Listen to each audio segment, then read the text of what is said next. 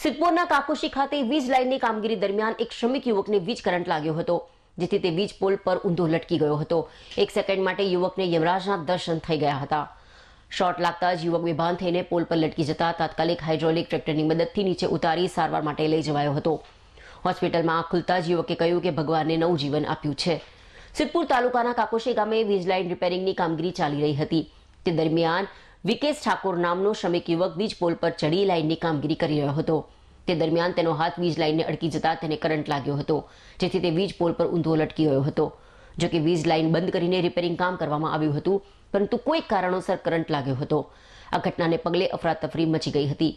આજુબાજુના લોકો તેમજ તેના સાથી કામદારો તાત્કાલિક દોડી આવ્યા હતા। આ દરમિયાન નજીકમાં ઉભેલું હાઇડ્રોલિક ટ્રેક્ટર બોલાવી તેને નીચે ઉતારવામાં આવ્યો હતો।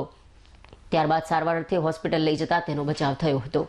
આ ઘટના બનતા જ લોકો ઉમટી પડ્યા હતા। રોડ નજીક જ ઘટના બનતા કેટલાય વાહન ચાલકો પણ ત્યાં આવી પહોંચ્યા હતા અને આને કોઈક નીચે ઉતારો તેવી બૂમો પાડવા લાગ્યા હતા, જેથી બાજુમાં જ હાઇડ્રોલિક ટ્રેક્ટર હોવાથી તેની મદદ લઈને યુવકને તાત્કાલિક નીચે ઉતારવામાં આવ્યો હતો। જોકે યુવક બેભાન અવસ્થામાં હોવાથી તેને હોસ્પિટલમાં ખસેડવામાં આવ્યો હતો।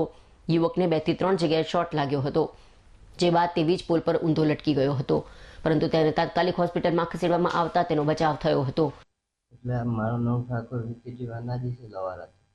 મારો કોન્ટ્રાક્ટ હતો આપણને, એટલે કાકોશી સાઈડ ચાલતી હતી બરાબર સવારે તો ઓફિસ આગળ, એટલે લાઈન બંધ હતી અને સવારની લાઈન બંધ હતી, એટલે આપણે તો બંધ હોય તો બંધ જ હોય।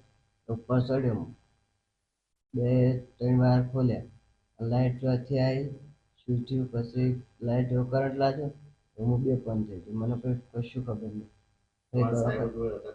સાહેબ ખબર જ નહીં બે કોણ હતો, અવસ્થા આપણને ખબર ના હોય શું છે।